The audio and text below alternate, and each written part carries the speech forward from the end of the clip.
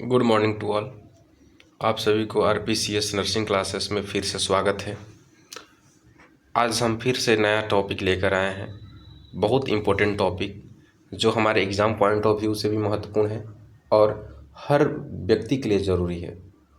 क्योंकि जो आज का जो टॉपिक है आपको स्लाइड पर दिख रहा होगा, परिवार नियोजन और गर्भ निरोधक उपाय, यानी फैमिली प्लानिंग या और साथ साथ में आपका कंट्रासेप्शन के बारे में बात करेंगे।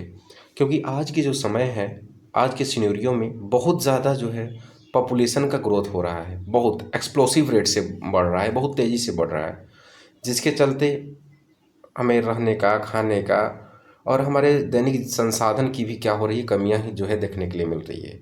तो हमें ये लगा कि ये टॉपिक आप सभी के बीच लाना चाहिए, क्योंकि हर लोगों के बीच, हर कड़ी के बीच, हर समुदाय के बीच ये सबका जो है ज़रूरी है, सबको जानना ज़रूरी है और साथ साथ में जागरूकता भी काफ़ी ज़रूरी है। और एग्ज़ाम में तो आपको बीटीएससी जैसे एग्ज़ाम में तो बार बार क्वेश्चंस पूछे जाते हैं, और कोई भी एग्ज़ाम आप ले जाएंगे उसमें जो है बार बार जो है ये क्वेश्चंस पूछे जाते हैं। तो चलिए बिना देरी किए हुए इस टॉपिक को हम लोग स्टार्ट करते हैं। फिर से आप सभी का आरपीसीएस नर्सिंग क्लासेस में स्वागत है। आइए हम अपने टॉपिक को आगे बढ़ाते हैं। ठीक है, तो सबसे पहला जो हमारा जो टॉपिक है, उस टॉपिक में हमें पहले ध्यान रखना है कि हमारा आज का जो टॉपिक है वो आपका परिवार नियोजन है, और साथ साथ में आपको गर्भ निरोधक उपाय को हम लोग को जानना है। ये हमारा जो है क्लास नंबर जो है आपका चौथा है। ठीक ना, तो चलिए हम लोग बात करते हैं। इसमें जो है हमारा परिवार नियोजन क्या होता है उसके बारे में देखेंगे। पहले परिवार नियोजन क्या होता है, तो अगर हम बात करते हैं परिवार नियोजन के बारे में, तो यहाँ ध्यान रखेंगे कि परिवार नियोजन से तात्पर्य होता है इच्छित समय पर सही संख्या में बच्चों को जन्म देना और उसके बीच उचित अंतराल रखने की प्रक्रिया को ही हम लोग क्या करते हैं, परिवार नियोजन कहते हैं। यानी कि परिवार नियोजन का यही तात्पर्य होता है कि समय अनुसार जब आप चाहें तब आप जो है संतान की उत्पत्ति करें, और अपने सही संख्या में करें। अगर एक है, दो है, आप डिसाइड करें, उससे एक से दो बच्चे के ही जो है आप डिसाइड करके बच्चे का प्लानिंग करें, और उसके बीच एक कम से कम जो है जितना अंतराल होना चाहिए, मतलब एक बच्चा और दूसरे बच्चे के बीच कम से कम 3 साल का क्या होना चाहिए, वो होना चाहिए, गैप होना चाहिए। उसको आपको क्या करना, मेंटेन रखना। यही आपका जो है परिवार नियोजन कहलाता है। समझ में आया? अब आगे हम लोग बात करते हैं जो परिवार नियोजन है उसका उद्देश्य क्या होता है। तो उद्देश्य के तौर पर हम बात करते हैं क्या क्या उद्देश्य हो सकता है। तो उद्देश्य की अगर हम बात करें तो आपको जो है दिख रहे होंगे, माता और शिशु के स्वास्थ्य की रक्षा करना होता है कि माता को किसी प्रकार का दिक्कत ना हो, बच्चे को किसी प्रकार का दिक्कत ना हो। चाहे जो है गर्भ को क्या करना होता है, रोकना होता है। आप जो चाह रहे हैं उसी गर्भ को अपनाइए, और अनचाहे गर्भ को क्या करिए, रोकिए। ये चीज़ें होती है। इसके अलावा अगर हम बात करते हैं, परिवार के आकार को नियंत्रित करना होता है। परिवार के बच्चों के बीच जो है अधिक अंतराल रखना चाहिए, कम से कम 3 साल का तो रखना ही है। उसके बाद अधिक जो है सामाजिक एवं जो है आर्थिक हो गया, सामाजिक हो गया, और मानसिक विकास को आपको मेंटेन रखना है। यानी कि कहने का मतलब कि बच्चे होंगे तो हमारे घर में जो है पैसा की कमी होगी, उनके लालन पालन, उसके कपड़े, हर तरह की सुविधा देना पड़ेगा। सामाजिक मतलब ये होता है कि समाज, अगर हमारे पास 2 बच्चे तो उसको शिक्षा अच्छा देंगे, और हर तरह का जो है चीज़ें देंगे, तो वो बच्चा बाद में शिक्षित होगा और समाज के लिए एक अच्छा नींव रख सकता है। और उसके बाद जो है मानसिक विकास को तो करना ही करना है, क्योंकि कम बच्चा रहेगा, उसको हर तरह से खान पान, जो भी आवश्यक चीज़ें हैं, अच्छा न्यूट्रिशन होगा, उसके विकास पर आप ध्यान रखें, सब कुछ पर आप ध्यान देंगे, और ये अपने जो है बच्चों को क्या करते हैं, अच्छा विकास आप दे सकते हैं। इसके अलावा अगर हम बात करते हैं तो हम कह सकते हैं कि जो ये इसके जो है माता और शिशु के मृत्यु को क्या करना होता है, कम करना होता है। क्योंकि बार बार मान लीजिए कि गैप अपना नहीं अपनाएंगे तो बार बार जो है माता प्रेग्नेंट होगी, तो उनके शरीर में जो है प्रेगनेंसी में अनेकों प्रकार का चेंजेज होता है ना, जो है फिजियोलॉजिकल चेंजेज होता है, भौतिक तौर पर चेंजेज होता है, शारीरिक अनेकों प्रकार के, उनके मानसिक चेंजेज होता है, जिसके चलते जो है उनके शारीरिक जो है गतिविधियाँ रुक जाती है और उनमें उनकी मृत्यु का चांसेस हो जाता है। साथ साथ में शिशु का भी जो है चांसेस, इस साथ साथ में जो शिशु का भी जो है मरने का चांसेस बढ़ सकता है। इसीलिए जो है ये क्या किया जाता है, मातृ और शिशु के जो है मृत्यु दर को क्या करना होता है, कम करने के लिए हमारा जो है ये परिवार नियोजन क्या करना होता है, अपनाना होता है।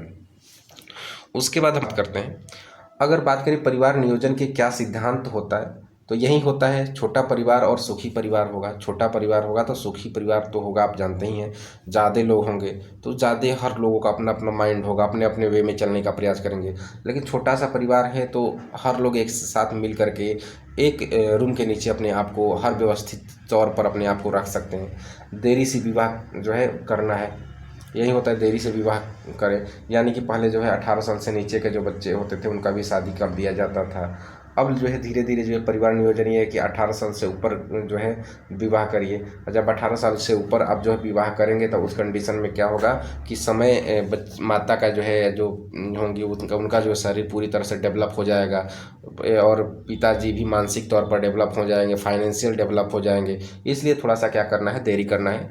और इसके अलावा अगर हम बात करें तो सही समय पर क्या करता है, प्रथम संतान करना है कि अपना जो समय हो गया आप डिसाइड कर लिए तो समय के अनुसार जो पहला संतान का उत्पत्ति करिए। दो बच्चे के बीच कम से कम जो है 3 साल का क्या करना होता है, अंतराल देना होता है।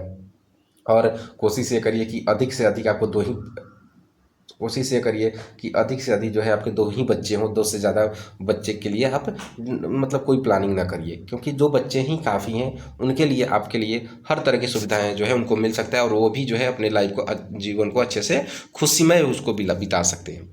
इसके अलावा अगर बात करें कि गर्भ निरोधक का चयन किन बातों पर निर्भर करता है, ये बात रहे क्या क्या हम बातों को ध्यान रखेंगे तो ये गर्भ निरोधक चीज़ों को हम ध्यान रखेंगे। पहले तो आयु पर ध्यान देना होगा, स्वास्थ्य पर देना होगा, और प्रजनन की स्थिति पर ध्यान देना होगा। यानी इसी चीज़ों पर, ये तीनों चीज़ पर देखेंगे, और ये तीनों चीज़ को देख करके तब हम क्या करते हैं, गर्भ निरोधक क्या हम करते हैं, चयन करते हैं। तो कहने का मतलब ये है कि अगर मान लीजिए कि आयु अगर जो है व्यक्ति जो है मान लीजिए उम्र बहुत ज़्यादा हो गया है, 50 साल से ऊपर हो गया है, मेनोपॉज हो गया है, तो उस कंडीशन में आप गर्भ निरोधक अपना करके क्या करेंगे, ये आयु पर डिपेंड करता है। स्वास्थ्य, माता का स्वास्थ्य बहुत खराब है, तो खराब है तो उस अवस्था पे खराब रहने के, और उसके अलावा जो है गर्भ निरोधक आप अपनाते हैं तो उस कंडीशन पर दिक्कत हो सकता है ना। उसके बाद प्रजनन की स्थिति भी देखना है। प्रजनन की स्थिति मतलब क्या है कि एक बच्चा है, 2 बच्चा है, या माता जी मेनोपॉज में है, MC साइकिल समय पर आ रहा है कि नहीं आ रहा है, ये सभी चीज़ों पर क्या किया जाता है, ध्यान दिया जाता है। इसके अलावा बच्चे की संख्या और उनके लिंग पर भी डिपेंड करता है। सपोज करिए कि आप जो है आप बच्चों की संख्या अगर 2 है ना, 3 है, तो उस कंडीशन आपको गर्भ निरोधन का अपनाना होगा, क्योंकि अगर आप नहीं अपनाते हैं तो जनसंख्या में वृद्धि होने की चांसेस बढ़ सकती है। और साथ में उनका लिंग क्या है, लड़का है लड़की है, आज के समय में तो लड़का लड़की में कोई भेदभाव नहीं होता है, उस पर भी आपको जो है ध्यान रखना होता है।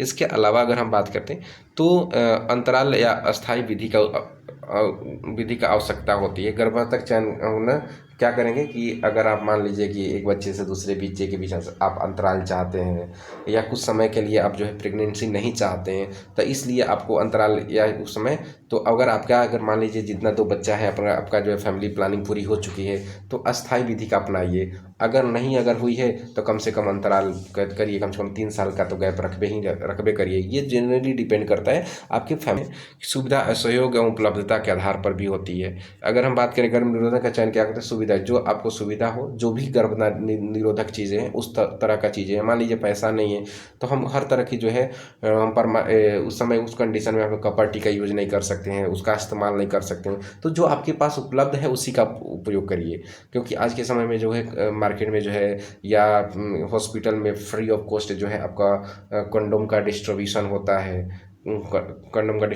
है, वहाँ से उसको लीजिए, या अंतराल का उपयोग करिए। इसके अलावा जो है जो उपलब्ध है उसी चीज़ का उपयोग करिए, उससे ही जो है हर तरह की सुविधाएं पूरी हो सकती है। इसके अलावा जो है धार्मिक, सामाजिक और व्यक्तिगत मान्यताएं होती हैं, धार्मिक है, सामाजिक है, इसको भी आपको जो है ध्यान में रखना है। इसके ही आधार पर गर्भ निरोधक क्या करना है, चुनाव करना है।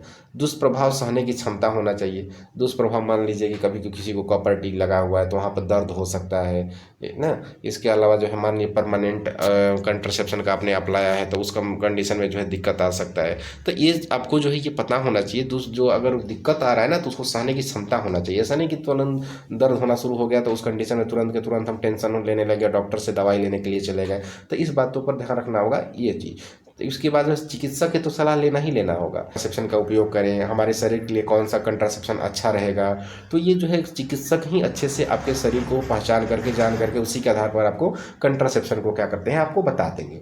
तो आपको समझ में आ गया होगा गर्भ निरोधक का चयन करते समय इन्हीं सभी बातों पर क्या करना होगा, ध्यान देना होगा। आयु पर ध्यान दीजिए, स्वास्थ्य पर ध्यान देंगे, प्रजनन की स्थिति पर ध्यान देना है, बच्चों की संख्या पर ध्यान देना है, अंतराल पर ध्यान देना है, अस्थायी विधि पर जो भी लगे आपको अपनाइए, सुविधा सहयोग और उपलब्धता पर भी ध्यान देना है, धार्मिक सामाजिक और व्यक्तिगत मान्यता पर भी ध्यान रखना है कि आपका मान्यता क्या कहता है ना, इस पर भी ध्यान रखना है, दुष्प्रभाव पर भी ध्यान रखना है। दवा जो आप कंट्रासेप्शन का यूज कर रहे हैं तो उसका दुष्प्रभाव क्या होता है, कभी जो है स्पर्मिसाइडल क्रीम का भी यूज किया जाता है, उसका भी आपके शरीर पर जो है दिक्कत आ सकता है। तो ये सभी क्योंकि क्या है ना कि सभी कभी कभी जो है स्किन एलर्जी हो सकता है, तो आपको पता होना चाहिए।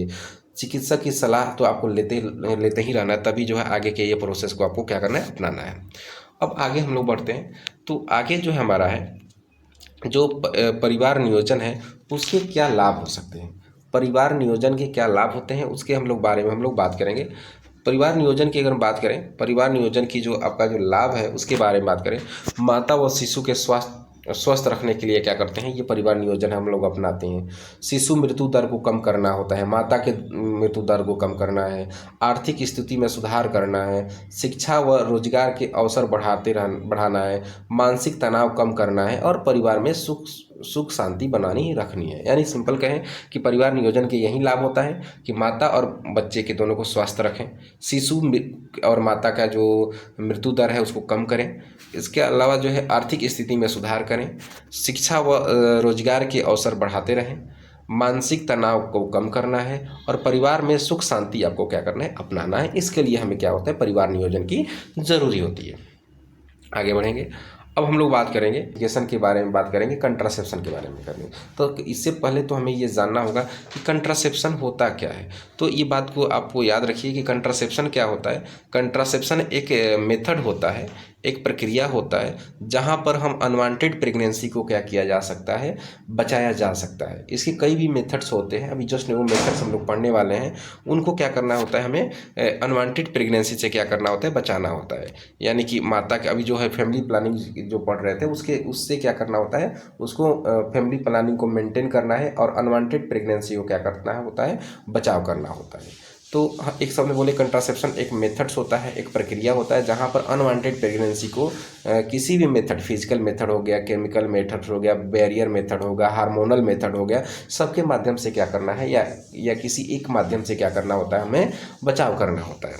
अब देखिए कि क्या क्या हम लोग बात करते हैं कि इसके जो क्लासिफिकेशन की बात करें तो जो पहला हमारा क्लासिफिकेशन होता है वो हमारा होता है नेचुरल विधि। नेचुरल विधि मतलब होता है क्या, प्राकृतिक विधि के बारे में बात करेंगे। क्या होता है प्राकृतिक विधि? सुरक्षित अवधि विधि होता है, आपको सेफ पीरियड मेथड होता है। मासिक धर्म चक्र के अनुसार आपको क्या करना है, जो है उस दिनों को क्या करना है आपको बचाना होता है। यानी जनरली करना क्या होता है कि जो हमारा जो पहला सप्ताह है, चौथा सप्ताह को हमें बचाव करना होता है। पहला सप्ताह और चौथा सप्ताह में आप ये जो है सेफ होता है, लेकिन आपका दूसरा और तीसरा जो है अनसेफ पीरियड होता है। तो कभी भी आपको दूसरा और तीसरा सप्ताह में किसी प्रकार का सेक्सुअल इंटरकोर्स में क्या नहीं होता है, इन्वॉल्वमेंट नहीं होता है, क्योंकि वह बहुत ज़्यादा रिस्की पीरियड होता है। इसके अलावा बात करें कि अगर हम पहला और चौथा सप्ताह सेफ हो, दूसरा और तीसरा सप्ताह जो होता है बहुत ज़्यादा रिस्की होता है, क्योंकि उसी समय जो है ओवुलेशन की प्रक्रिया जो है देखने के लिए मिलती है। तो कहने का मतलब क्या है कि सुरक्षित अवधि पर को अपनाना है, सेफ पीरियड को आपको अपनाना है, मासिक धर्म चक्र के अनुसार क्या है, इस सभी चीज़ों को अपनाना है और बचाव करना है।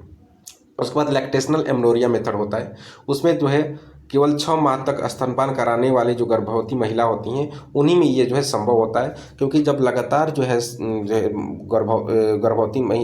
जब लगातार हम जो है माताजी जो है दूध पिलाती रहेंगे बच्चे के, तो उस कंडीशन में क्या होगा, जो हार्मोन है, जो प्रोलैक्टिन हार्मोन निकलता रहेगा, और जैसे ही जब प्रोलैक्टिन जब तक हार्मोन निकलेगा तब तक आपको एस्ट्रोजन और प्रोजेस्टेरोन हार्मोन आपके शरीर में नहीं देखने के लिए मिलेंगे।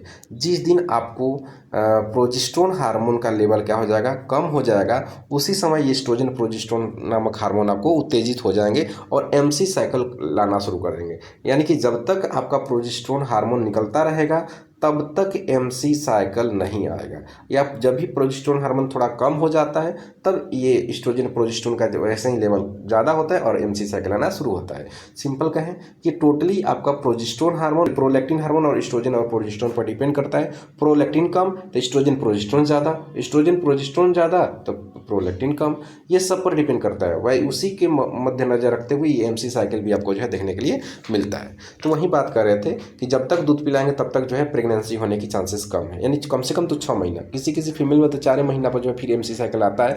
उसके पीछे ये होता है कि वो अपने बच्चे का जो दूध समयानुसार नहीं पिलाती हैं या ब्रेस्ट फीडिंग में जो है गैप अपनाती हैं। इसके चलते जो है आपको जो है जैसे ही आपको प्रोलैक्टिन की मात्रा घटना शुरू होता है और एस्ट्रोजन प्रोजेस्टेरोन की मात्रा बढ़ जाता है तो एमसी साइकिल आना शुरू होता है। इसके अलावा जो है क्वाइटस इंटरप्टस होता है। क्वाइटस इंटरप्टस मतलब होता है जैसे सेक्सुअल इंटरकोर्स कर रहे हैं, जैसे ही स्पर्म बाहर निकलने वाला होता है, विड्रॉल होने वाला होता है, उसी समय क्या करेंगे, पेनिस पार्ट को क्या करते हैं वेजाइना से बाहर करेंगे और जो भी जो है स्पर्म होगा उसको जो है बाहर इजैकुलेट आउट कर देंगे। तो इसको हम लोग बोलते हैं क्वाइटस इंटरप्टस हम लोग बोलते हैं, या उसको विड्रॉल मेथड भी बोल सकते हैं। इसको हम लोग विड्रॉल मेथड भी बोल सकते हैं। विड्रॉल मेथड मतलब यही होता है कि जैसे ही जो है स्पर्म इजैकुलेट आउट होने वाला होता है तो पेनिस को बाहर निकालेंगे और वहाँ पर जो स्पर्म होगा वो उसको बाहर इजैकुलेट आउट करेंगे ना।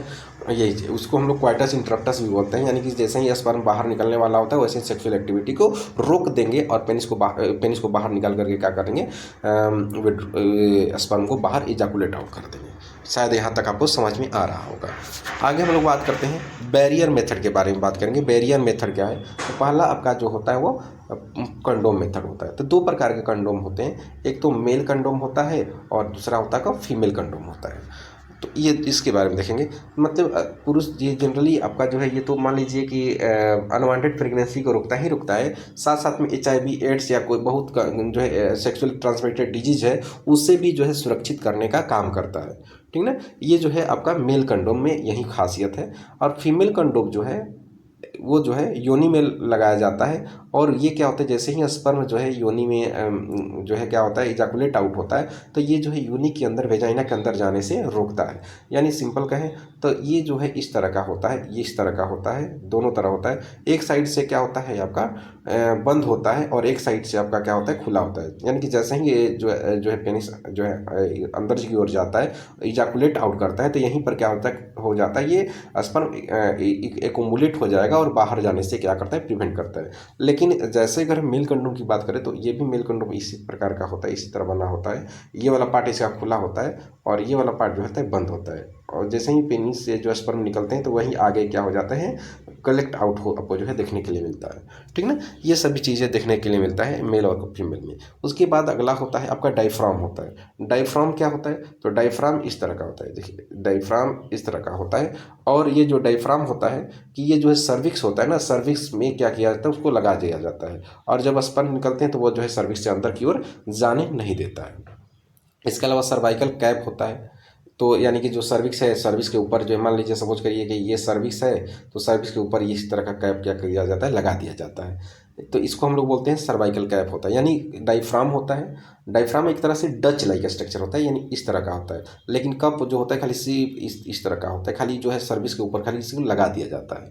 तो ये सभी चीज़ें जो है देखने के लिए मिलता है। तो आपको समझ में आ गया होगा male condom, female condom, diaphragm का यूज़ कर सकते हैं और सर्वाइकल कैप का यूज़ कर सकते हैं। इसके अलावा और भी चीज़ें होती हैं तो जो है अलग अलग समय में जो है आपको डिस्कस हम लोग करेंगे। उसके अलावा आपका जो है हार्मोनल मेथड होता है। हार्मोनल मेथड के रूप में अगर हम बात करें तो क्या क्या कर सकते हैं, जिसमें आपको ओरल कंट्रासेप्टिव पिल होता है। ओरल कंट्रासेप्टिव पिल मतलब होता है इसको जो है खाया जाता है, यानी उसमें जो है वो क्या करता है आपका जो ओवुलेशन की जो प्रक्रिया होती है ना उसको ही क्या करता है प्रोहिबिट करता है। उस ओवुलेशन ही का प्रक्रिया भी क्या नहीं होने नहीं देता है, यानी उसको रोक देता है। यानी अगर हम सिंपल एक शब्द में बात करें तो ये जो आपका जो है रोज़ाना एक गोली आपको लेना होता है जो कि आपको ओवुलेशन को क्या करता है प्रिवेंट करता है।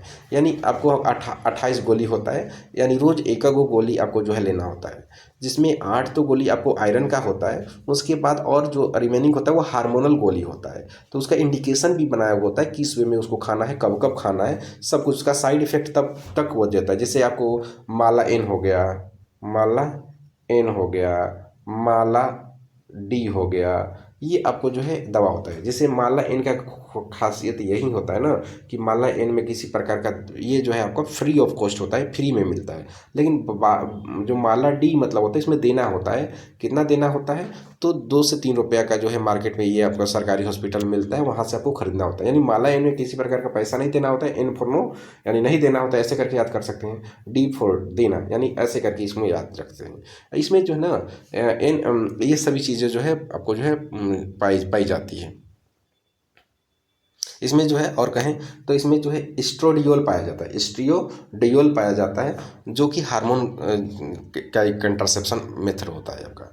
इसके अलावा जो है गर्भानिरोधक इंजेक्शन भी होता है, जो कि एक बार जब देंगे तो वो 3 महीना तक कम से कम ये क्या करता है, काम करता है। ये गर्भनिरोधक जो है आपको इंजेक्शन के रूप में हम लोग यूज़ हम लोग करते हैं। जैसे अंतरा उंतरा होता है ना, तो इसको हम लोग यूज़ करते हैं। इसके अलावा जो है इम्प्लांट के तौर पर हम बात करें, कोई चीज़ें हमें सब डर्मल इम्प्लांट हम लोग कर सकते हैं। भुजा के अंदर लगा दिया जाता है, भुजा के अंदर लगा दिया जाता है। वो जो है कम से कम 3 से 5 वर्ष तक क्या होता है आपको बचाव करता है ये चीज़ें। यानी कि जो इंजेक्शन कंट्रासेप्शन होता है 3 महीना तक प्रभावित होता है, और जो इम्प्लांट करते हैं यानी कि जो हमारे 4 आर्म होता है वहाँ पर इम्प्लांट करते हैं, और वहीं से एक रेडिएशंस निकलते हैं, और वही रेडिएशन जो है इम्प्लांटेशन या सिंपल कहें ओवुलेशन प्रक्रिया को क्या करते हैं, प्रोहिबिट करते हैं। ठीक ना। इसके अलावा अगर हम बात करते हैं इमरजेंसी कंट्रासेप्शन पिल होता है, जो कि ये अनवांटेड 72 का नाम सुनेंगे। अनवांटेड 72 का नाम आप सुने होंगे। ये जो आपका एक तरह से क्या होता है, आपका इमरजेंसी कंट्रासेप्शन पिल कंट्रासेप्टिव पिल होता है। यानी कि 72 घंटे के अंदर अगर मान लीजिए गलती से प्रेगनेंसी कंसीव हो गई है, तो उसमें उसके अनुसार हम लोग क्या करते हैं, 72 घंटे के अंदर भीतर ये दवा को लेकर के क्या कर सकते हैं, जो है प्रेगनेंसी को रोक सकते हैं। नहीं ना। अगर ये जनरली क्या होता है, असुरक्षित जो लोग संभोग करते हैं, तो उसके लिए ये होता है, चूँकि 72 घंटे के अंदर उसको लेकर के अनवांटेड प्रेगनेंसी, असुरक्षित जीवन में अगर गलती भी हो गया तो उससे क्या कर सकते हैं, कम कर सकते हैं। ठीक है। उसके बाद अगला होता है, वो होता है आपका इंट्रायूट्राइन कंट्रासेप्टिव पिल होता है। यानी यूट्रस के अंदर क्या किया जाता है, एक कंट्रासेप्टिव डिवाइस को क्या किया जाता है, लगाया जाता है। इंट्रायूट्राइन कंट्रासेप्टिव डिवाइस जो है, इसको फुल फॉर्म का पूछा जाता है। IUCD का फुल फॉर्म क्या होता है, इंट्रायूट्राइन कंट्रासेप्टिव डिवाइस होता है। इसका भी क्या किया जाता है, यूज़ किया जाता है। इसमें कौन कौन सा होता है, तो आपको याद रहे 2-3 चीज़ें एग्जाम में पूछा जाता है। पहला तो आपको कॉपर-टी 380A होता है। कॉपर-टी 380A ये आपको एक बार लगाना होता है, 10 साल तक प्रोटेक्शन आपको जो है देखने के लिए मिलता है। इसके अलावा जो है सेकंड होता है मल्टी लोड जो है कॉपर-टी होता है, 375 होता है, जो कि आपका जो है 5 साल के लिए क्या होता है, कारीगर होता है। अगर LNG की बात करें तो LNG जो होता है ये हार्मोनल IUCD होता है। ये 5 वर्ष तक प्रभावी होता है, और ये क्या होता है, हार्मोनल युक्त होता है। ये बात को याद रखिएगा। इसके बाद बात करें तो इसके अलावा जो है आपका परमानेंट मेथड होते हैं। इसके अलावा परमानेंट मेथड होते हैं, परमानेंट मेथड होते हैं, जिसमें नसबंदी किया जाता है, स्टरलाइजेशन किया जाता है। ये मेल में जो किया जाता है उसको हम लोग बोलते हैं वैसेक्टोमी बोलते हैं, NSV बोलते हैं, मतलब NSV बोला जाता है। इसको हम लोग वे में करते हैं। NSV मतलब होता है नॉन एस्केपल वैसेक्टोमी बोलते हैं, NSV बोलते हैं, नॉन एस्केपल वैसेक्टोमी बोलते हैं। इसमें पुरुष की शुक्रवाहिनी को काट कर क्या कर दिया जाता है, बांध दिया जाता है। यानी जो वाच डिफरेंस होता है, कौन होता है, वाच डिफरेंस होता है, उसको काट करके क्या कर दिया जाए, बांध दिया जाता है। और ये परमानेंट एक बार होगा तो आपको फिर ज़िंदगी भर के लिए क्या हो जाएंगे, किसी प्रकार का जो है दिक्कत नहीं होगा, जो है फिर बेबी जो है कंसीव नहीं हो सकता है। इसके बाद फीमेल में अगर हम बात करते हैं, इसमें ट्यूबेक्टोमी करते हैं। यानी जो ट्यूबेक्टोमी जो होता है, जो फिलोपियन ट्यूब होता है, ये जो है मान लीजिए ये फिलोपियन ट्यूब हो गया, तो यहाँ पर जो एम्पूला वाला पार्ट होता है, इसी पर क्या होता है, जो है क्या लाइजेशन की प्रक्रिया होती है। लेकिन उससे पहले जो स्थामस वाला जगह होता है ना, इसी जगह को क्या किया जाता है, स्थामस वाला जगह को क्या किया जाता है, काट दिया जाता है, और काट करके फिर आपस में जोड़ दिया जाता है। यानी कि मान लीजिए इस तरह का है, तो इस तरह का है, यहाँ ध्यान दीजिएगा। अगर हम बात करें सिंपल कि मान लीजिए अगर इस तरह का है, तो अब क्या करेंगे, बीच में ये जो है आपका बीच में जो है आपका क्या कर दिया जाता है, बीच में आपका ये वाला पोर्शन को क्या किया, बगल में क्या कर दिया जाएगा, इस तरह का काट दिया जाएगा। और काटने के बाद क्या कर दिया जाता है, इसको हम क्या करते हैं, इसको यहाँ से इसको इस तरह बांध देते हैं, और इसको इस तरह बांध देते हैं। कभी कभी तो पहले तो लाइगेशन की प्रक्रिया चलती थी। लाइगेशन मतलब क्या होता है कि इसको इस तरह का कर देते हैं, करके क्या कर दिया जाता है, आपस में इसको इससे बांध दिया जाता है। लेकिन उतना कारीगर ये नहीं होता था, ये लाइगेशन की प्रक्रिया कारीगर नहीं होता था, क्योंकि कुछ समय के बाद जब जैसे ही ये जो है बांधिंग हटता था तो फिर प्रेगनेंसी हो जाती थी। और थोड़ा सा जिनको बाद में फ्यूचर में चाहिए तो उनके लिए तो ये ठीक था, लेकिन उतना कारीगर नहीं होता था, क्योंकि जो हमारा मेन मोटो था कि प्रेगनेंसी को रोकना था। तो लेकिन आज के समय में क्या होता है कि इस जगहों पर क्या किया जाता है, मान लीजिए जो है इसको यहीं से काट दिया जाता है और बचे हुए पार्ट को आपस में सॉरी काट करके एक को अलग और एक को अलग आपस में जोड़ दिया जाता है, कि जिससे कि कनेक्शन दोनों के बीच नहीं होती है। ये सभी चीज़ें तो समझ में आ गया होगा कि जो मेल में करते हैं उसको हम लोग बोलते हैं वैसेक्टोमी बोलते हैं, और जो फीमेल में करते हैं उसको ट्यूबेक्टोमी बोलते हैं। चलिए ठीक है, आगे हम लोग बात करते हैं। अब थोड़ा सा ये जो विधि अब हम लोग पढ़ रहे थे उसके बाद थोड़ा सा एक्सप्लेन करके हम लोग बात करने का प्रयास करते हैं। अब देखिए हम लोग एक्सप्लेन कैसे करते हैं। अब क्या होता है, सुरक्षित विधि में है मासिक धर्म चक्र के 11वें दिन से 18वें दिन तक अपना इस अवधि को क्या करना चाहिए, अपनाना चाहिए। कहने का 11 से जो है ये जो 11 से लेकर के 18 दिन जो होता है ना समय, उसको जो है अनसेफ पीरियड मानते हैं, अनसेफ पीरियड मानते हैं। इसलिए कहा जाता है कि 11वां दिन से लेकर के 18वां दिन तक नहीं करना है। अगर हम सिंपल बोलें तो बोले थे आपको सेकेंड वीक और थर्ड वीक को क्या करता है, प्रेफर किया जाता है। नहीं मतलब कि अनसेफ पीरियड होता है, उसके अलावा जो है और सब तो सेफ पीरियड होता है। हम अवधि में इस अवधि में क्या नहीं किया जाता है, संभोग नहीं किया जाता है। इसका लाभ यही होता है कि इसका जो लाभ की बात करें तो लाभ के तौर पर कह सकते हैं इसका लाभ यही होता है कि ये प्राकृतिक होता है और कोई खर्च नहीं होता है, फ्री ऑफ कॉस्ट होता है। हानि ये होता है अनियमित चक्र में असफल हो जाता है। मान लीजिए किसी को जो है 13वां दिन जो है ओवुलेशन हुआ तो उस समय दिक्कत होगा। मान लीजिए किसी को 14वां दिन होता है वो हो गया, या मान लीजिए कि इस बार जो है ओवुलेशन 13वां दिन हुआ, मान लीजिए कि इस बार MC साइकिल जो है आपको 35 दिन पर आया तो इसका ओवुलेशन तो 14 माइनस करेंगे तो होगा। फिर उसके मान लीजिए कि अगली बार ये 38वां दिन पर आया तो फिर उसके 14 दिन करेंगे तो क्या होगा, ओवुलेशन होगा। तो मेरे कहने का मतलब क्या है कि कभी कभी पता नहीं चल पाता है ना, तो कि ओवुलेशन कब होगा, जिसके चलते कभी कभी क्या होता है ये असफल हो जाता है। अब बात रहा कि हम ओवुलेशन का पीरियड निकालते कैसे हैं। तो ओवुलेशन का पीरियड होता है कि जो MC साइकिल होता है ना उसमें से 14 दिन माइनस कर देते हैं। यानी MC साइकिल सपोज करिए कि किसी व्यक्ति का फीमेल का MC साइकिल मान लीजिए कि 30 दिन का है, 30 दिन का है, तो 30 में से 14 घटाएंगे तो नियर अबाउट आपका 16 आ जाएगा। यहीं +-2 कर दिए, यानी इसी 2 दिन पहले या 2 दिन बाद जो है ये ओवुलेशन का प्रक्रिया आपको जो है देखने के लिए मिलता है। तो ये कभी ड्यूरेशन तो फिक्स नहीं होता है, वो नेचुरल होता है, तो इसलिए थोड़ा सा दिक्कत आ जाता है। इसके अलावा बात करें कंडोम की बात करते हैं अगला। तो इसमें जो है जो कंडोम होता है वो लैटेक्स से बना हुआ होता है ना, तो कभी कभी एलर्जी होने का काम हो सकता है, क्योंकि कभी कभी जो स्किन एलर्जी हो जाता है तो ये लैटेक्स के बने होते हैं। और ये क्या होता है, जैसे ही स्पर्म स्खलन होती है बाहर निकलता है उसको रोकता है, और आपको STI और मतलब सेक्सुअल ट्रांसमिटेड इन्फेक्शन या human immuno deficiency virus HIV से क्या करता है, सुरक्षा करता है। ये बहुत बढ़िया होता है। लाभ में यह है कि ये बहुत सस्ता होता है, इजीली उपलब्ध होता है, फ्री ऑफ कॉस्ट ही होता है, सुरक्षित जो है आपको यौन संबंध में मदद करता है।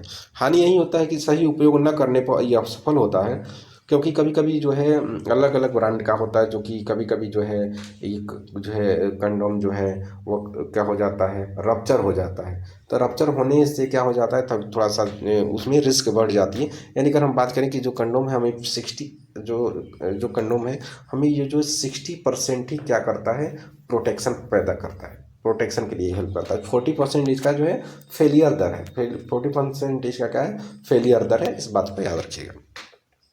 इसके बाद अगर हम बात करें अगला, वो है उसके अलावा जो है मौखिक गर्भ निरोधक गोलियां होता है। मौखिक गर्भ निरोधक गोलियां के तौर पर आपको इसमें ईस्ट्रोजन और प्रोजेस्टेरोन हार्मोन होते हुए बता रहे थे।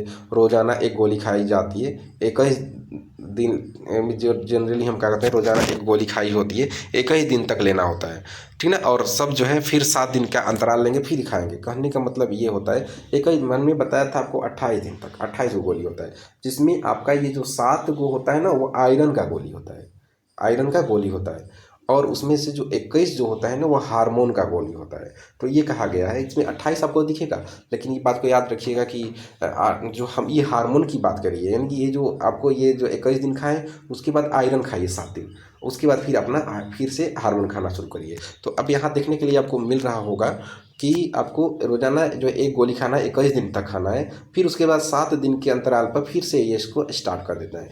जो 7 दिन का अंतराल है तो ऐसा नहीं कि वो एकदम रोक देना है, उसके बाद उसमें जो आयरन का गोली होता है उसको खाना होता है। ठीक है, ये चीज़ है। अब हम बात करें कि लाभ क्या होता है। अत्यधिक प्रभावी होता है, आसान होता है, आपको हानि में मतली सिर कभी कभी हानि में जो है उल्टी उल्टी जैसा दिख सकता है, सर में दर्द हो सकता है, कभी कभी वजन बढ़ सकता है। ये सब कुछ जो है रेयर कंडीशन में जो है देखने के लिए मिलता है अगर आप मौखिक गर्भ निरोधक गोलियां अपनाते हैं तब। जैसे माला एन हमने बताया, माला डी हो गया ना, माला एन, माला डी, ये आपका जो है आपको मौखिक गोली आपको जो है देखने के लिए मिलता है। उसके बाद कॉपर टी 380 के हम लोग बारे में बात करेंगे। जो कॉपर टी 380 आपको बहुत इंपॉर्टेंट है, आपको एग्जामों में बार बार जो है पूछा जाता है, जिसमें हमारा कॉपर टी की हम लोग बात करेंगे। तो जो कॉपर टी का जो है का टी का आकार का होता है और इसमें जो गर्भाशय में लगाया जाता है, आपके नाम है ना, देखिए इसको कॉपर टी 380 ए लिखा हुआ है। अब इसमें समझिएगा, कॉपर इसमें क्या होता है, कॉपर पाए जाते हैं, ये टी के आकार का होता है। और 380 ये सरफेस एरिया को बताता है। ये क्या है, सरफेस एरिया को बताता है ना, ये सरफेस एरिया का हम जो है बताने का काम करता है। 380 ए जो है आपका सरफेस एरिया को बताने का काम करता है, यानी कॉपर जो कि टी के आकार का है, 380 सरफेस एरिया को क्या करता है, घेरता है। तो इसको कभी कभी पूछा जाता है, याद रखिएगा। और ये जो है आपको 10 साल, एक बार लगाइए, 10 साल तक ये आपको क्या करता है, प्रोटेक्शन देने का काम करता है। ठीक है, इसके अलावा जो है 375, ये जो मल्टी लोड होता है कॉपर टी, 375 होता है, जो कि आपको 5 साल के लिए हेल्प करता है। तो यानी इसका सरफेस एरिया 375 होता है ना, ऐसे ही करके। इसके अलावा जो है इसका जो है लाभ यही होता है, दीर्घकालीन होता है, बहुत ज़्यादा दिन के लिए होता है। एक बार लगाने के बाद ये बार बार जो है बार बार लगाने की ज़रूरत नहीं पड़ती है। ठीक है ना, नहीं, इस बात को याद रखिए। उसके बाद इसका अगर हम हानि की बात करते हैं तो मासिक धर्म में रक्तस्राव बढ़ जाता है, क्योंकि कभी कभी बहुत ज़्यादा ब्लीडिंग होना शुरू हो जाता है इसके चलते। या कभी कभी ऐसा भी होता है कि एक्टोपिक प्रेगनेंसी होने का चांसेस होता है। एक्टोपिक प्रेगनेंसी मतलब क्या होता है कि जहाँ पर जो फर्टिलाइजेशन होता है और उसके बाद जो है फर्टिलाइजेशन होने के बाद आपका जो है यूट्रस में जाता है, यानी फेलोपियन ट्यूब में फर्टिलाइजेशन हुआ और यूट्रस में क्या होता है, जा करके इम्प्लांट होता है। अब यहाँ न होकर, यानी यूट्रस में इम्प्लांट न होकर के, यानी पोस्टेरियर पार्ट ऑफ द, मतलब अपर पार्ट और posterior part of the uterus, यानी posterior upper part of the uterus में जो है क्या होता है, इम्प्लांट होता है। अब वहाँ न होकर के किसी दूसरी जगह पर जा करके क्या कर लेता है, इम्प्लांट कर लेता है। उसी को हम लोग इक्टोपिक प्रेगनेंसी बोलते हैं। थोड़ा सा यहाँ ध्यान दीजिएगा। सपोज करिए कि ये जो है यूट्रस है, ये जो है यूट्रस है, ये यूट्रस है। जनरली क्या होता है, यहाँ पर आपको फर्टिलाइजेशन हुआ, फर्टिलाइजेशन के बाद यहाँ आया और यहाँ पर इम्प्लांट हुआ ना, यानी कह सकते हैं posterior upper part of the uterus हम लोग बोलते हैं, अपर पार्ट ऑफ द यूट्रस में होता है। अब यहाँ ना होकर के मान लीजिए कि ओवरी है, ओवरिये में हो गया, मान लीजिए सर्विक्स के नीचे, सर्विस वाला पार्ट में हो गया, मान लीजिए एब्डोमेन वाला पार्ट में हो गया, या इस्थामस वाला पार्ट में हो गया, या इनफंडाबुलम पार्ट में हो गया, यानी कहीं पर भी इसके अलावा हो गया, तो इसी को हम लोग बोलेंगे इक्टोपिक प्रेगनेंसी। अब बात रहा कि इक्टोपिक प्रेगनेंसी, ये जो है कॉपर टी लगाते हैं तो इक्टोपिक प्रेगनेंसी क्यों होता है, तो इसके पीछे का रीज़न ये है, याद रखिएगा। इसमें ये है कि मान लीजिए ये यूट्रस है, यूट्रस है। अब इसमें क्या होता है, यहाँ पर हमने कॉपर टी लगा दिया, यहाँ पर क्या करते हैं, कॉपर टी लगा दिया। और इसका जो एक जो है थ्रेड होता है, थ्रेड बाहर निकलना चाहिए। कि इस थ्रेड इसलिए बाहर लगेंगे कि जो फीमेल है वो हरदम जो है बाथरूम जाना या कुछ भी इस तरह का, इसको आपको किस समय डिस्प्लेस हो सकता है, तो इसलिए उसको अपने अंगुली से वो देख करके उसके थ्रेड को पकड़ करके देखेंगी। अगर थ्रेड का आकार बढ़ गया, इसके मतलब वो क्या हो चुका है, वो डिस्प्लेस हो चुका है। क्योंकि थोड़ा सा भी जगह मिलेगा तो दिक्कत होगा। कॉपर टी में जो कॉपर्स आयंस होते हैं ना, जो कॉपर टी में कॉपर आयन होता है वही यहाँ पर सिक्रीट करता है, और जो स्पर्म होता है ना, उस स्पर्म को मोटा बना देता है। और जब मोटा बना देगा तो जिधर से स्पर्म जाएगा ना, उसको अपने में ट्रैप कर देगा, मतलब अंदर जाने नहीं देगा। अब देखिए ये कॉपर टी लगा है तो यहाँ जगह है ये नहीं है, तो स्पर्म कहाँ से आगे जा पाएगा, तो नहीं जा पाता है, यानी फेलोपियन ट्यूब में नहीं जाता है। कभी कभी थोड़ा सा डिस्प्लेसमेंट, थोड़ा सा कहीं जगह मिल जाए तो ये स्पर्म जा भी सकता है, क्योंकि बहुत छोटा होता है। तो जैसे ही जाएगा तो यहाँ पर क्या आपका जो है फर्टिलाइजेशन करेगा। फर्टिलाइजेशन के बाद क्या नहीं हो पाएगा, ये फिर अपने जगह पर आकर के इम्प्लांट नहीं हो पाएगा, क्योंकि यहाँ पर कॉपर टी का जो टी वाला जो शेप है वह जगह को पूरी तरह से घेरा हुआ है। इसलिए ऊपर ही क्या हो जाएगा, इस जगह पर अनफेवरेबल जगह है तो यहाँ नहीं आ पाएगा, जहाँ है वहीं पर होना रहेगा, या किसी दूसरे जगह पर जाकर के क्या हो जाएगा, इम्प्लांट हो जाएगा। यही चीज़ है, इसके पीछे का मैकेनिज्म होता है। ठीक ना। और ये चीज़ सब समझ में आ गया। इसमें बहुत ज़्यादा दर्द भी होता है, बहुत ज़्यादा ब्लीडिंग होता है, ये चीज़ें। उसके बाद जो होता है हम लोग नसबंदी के बारे में बात करेंगे, ट्यूबेक्टोमी की बात करेंगे। जो कि ट्यूबेक्टोमी में फेलोपियन ट्यूब को क्या किया जाता है, कट किया जाता है। महिला की ट्यूब के काट कर बांध दिया जाता है और अस्थायी विधि होता है। और लाभ यही होता है कि अत्यधिक प्रभावी होता है। एक बार मतलब इस तरह हो गया तो फिर प्रेगनेंसी होने की चांसेस नहीं होती है। हानि ये होता है कि अस्थायी होता है। अगर कभी जो है वापसी इस कभी आप फिर से प्रेग्नेंट होने का प्रयास करेंगे तो बहुत मुश्किल हो जाती है प्रेगनेंसी में, फिर नहीं हो पाएंगे। यानी वापसी संभव इसकी जो होती है नहीं होती है, इसलिए ये चीज़ को रखा गया है। ठीक ना। आगे बात करते हैं। अगर ऐसा कुछ है तो ये इफ़ेक्ट कितना है भाई, ये इफ़ेक्ट कितना है इसके बारे में देखेंगे। ऐसा कुछ है तो ये इफ़ेक्ट क्या है। ये सुरक्षित विधियाँ होती हैं, नसबंदी जो है सुरक्षित विधि होती है और 99.5% से अधिक ये प्रभावी होती है। ठीक है। उसके अलावा IUCD कॉपर टी जो होता है या LNG होता है यूएसडी, वो 99% का जो है क्या होता है, प्रभावी होता है। देख रहे होंगे आप। उसके बाद इम्प्लांट, जो आपने इम्प्लांट किया ना, सब ड्यूरल इम्प्लांट हुआ है, वो भी 99% कारीगर होता है। मौखिक OCP आप लेते हैं मालायन मालाडी, तो ये 91% कारीगर होता है। इंजेक्टेबल जो होता है वो 94% कारीगर होता है। आप जो पुरुष में कंडोम होता है वो आपको 80% क्या होता है, कारीगर होता है। इसकी थोड़ा सा फेलियर रेट हो गया। डायफ्राम और सर्गाइकल कैप होता है वो 80 से 85% आपको प्रोटेक्ट करता है। सुरक्षित अवधि विधि जो है रिसेप्शन पीरियड मेथड वो 75% होता है, क्योंकि इसका गारंटी नहीं है। कभी कभी तो जो सीमेन होता है ना, सीमेन भी जो है फ्लूइड होते हैं, वो भी इजेकुलेट होने के चलते उसके अंदर थोड़ा थोड़ा स्पर्म होते हैं, वो भी जो है फर्टिलाइज कर सकते हैं। इसके बाद उसके बाद जो है सहवास विच्छेदन मतलब विड्रॉल मेथड अगर हम बात करें, वो सिर्फ 22% ही है। क्योंकि कभी कभी जो है कि आपके तो दिमाग में है कि जो है स्पर्म जो है इजैकुलेट होगा तब जो है पेनिस को विड्रॉल करेंगे, लेकिन कभी कभी होता है जो सीमेन होता है, सीमेन भी इजैकुलेट हो जाता है, जिसके चलते उसमें थोड़ा मोड़ा भी स्पर्म होता है, तो वो भी काफ़ी, क्योंकि एक स्पर्म ही काफ़ी होता है प्रेगनेंसी को कंसीव करने के लिए। तो हो सकता है कि उसमें एक हेल्दी स्पर्म गया और वही क्या कर चुका है, प्रेगनेंसी को कंसीव कर लिया है। इसके अलावा अगर बात करें साइड इफेक्ट इसका क्या है, तो मौखिक गोलियां की बात करें तो आपको उल्टी आएगा, नोजिया वोमिटिंग होगा, सिर दर्द होगा, स्तन में दर्द होगा। इंजेक्शन के तौर पर आपको मासिक धर्म जो है अधिनियम इंजेक्शन अगर देते हैं तो आपको कभी कभी जो है गड़बड़ हो जाएगा मासिक धर्म, वजन बढ़ना शुरू होगा। IUD देते हैं तो पेट में दर्द होगा, इंट्रायूट्राइन डिवाइस बोलते हैं इसको, इंट्रायूट्राइन डिवाइस बोलते हैं। तो उसमें जो है एलर्जी आपको कर सकता है, अगर सॉरी यूडी तो अधिक जो है रक्तस्राव हो सकता है, पेट दर्द हो सकता है, आपको IUD देते हैं। कंडोम का यूज़ होता है, एलर्जी आपको हो सकता है क्योंकि लेटेक्स एलर्जी हो सकता है, लेटेक्स से बना होता है।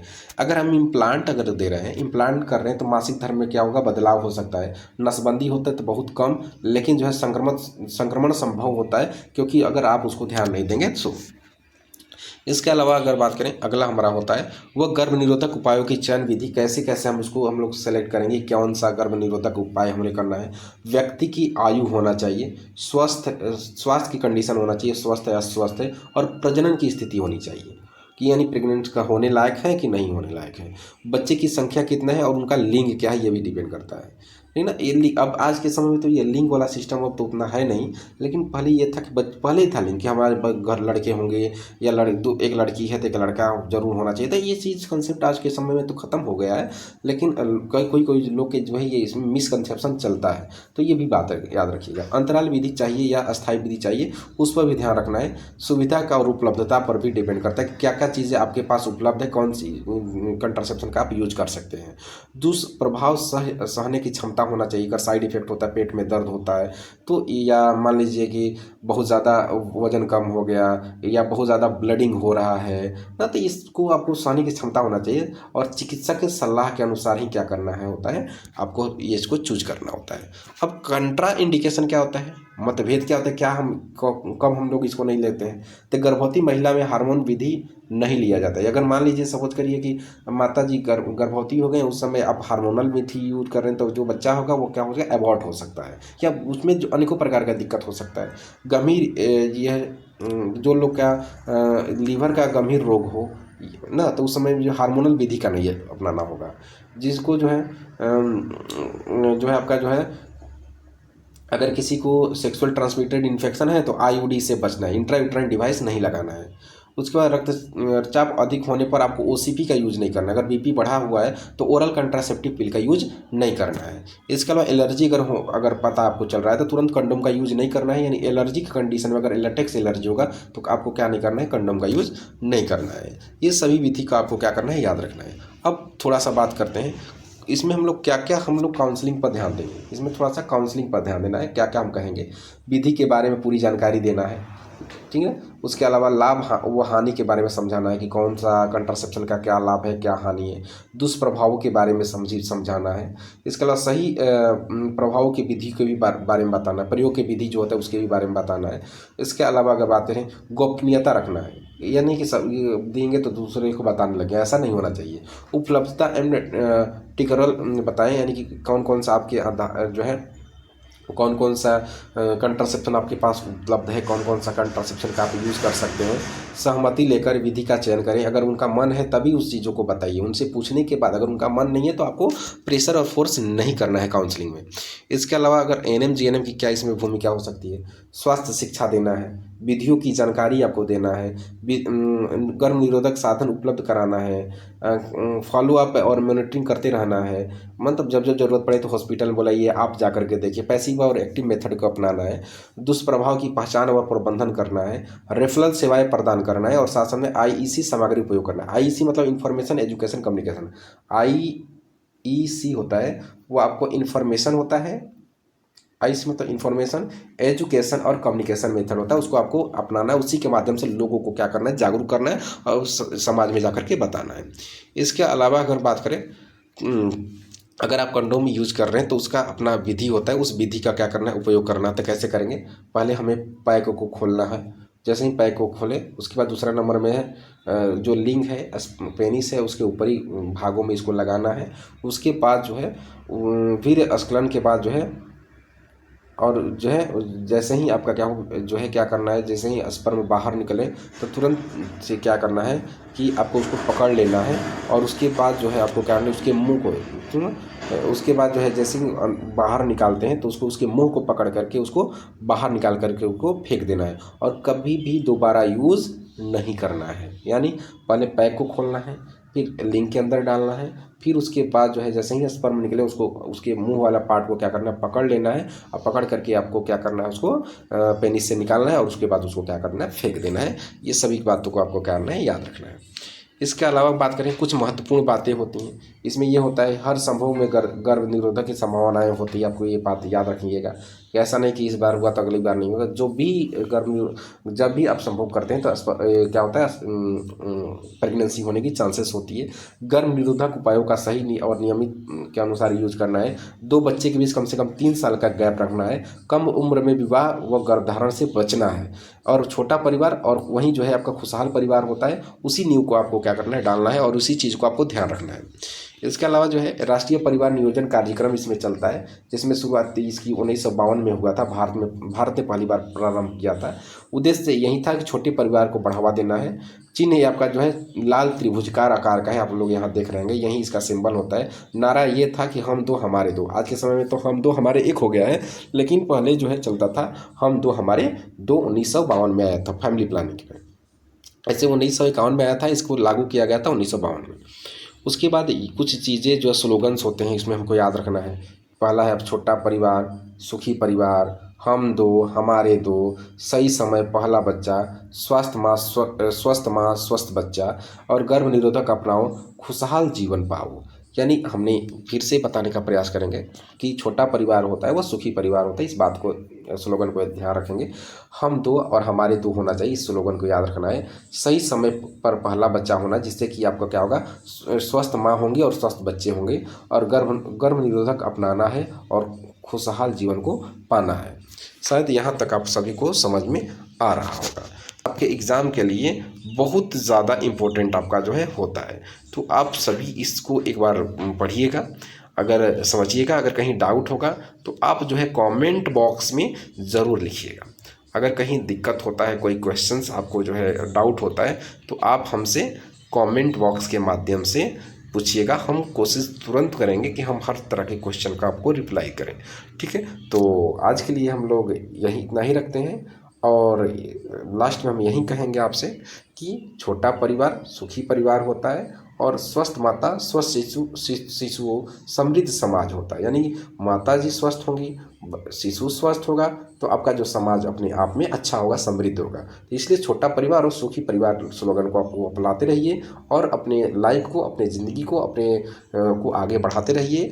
तो आज के लिए रखते हैं इतना ही। अगला मिलते हैं अगले क्लास में, हम लोग अगले अच्छे से और वीडियो और टॉपिक को लेकर आएंगे। तब तक के लिए नमस्कार सभी लोगों को।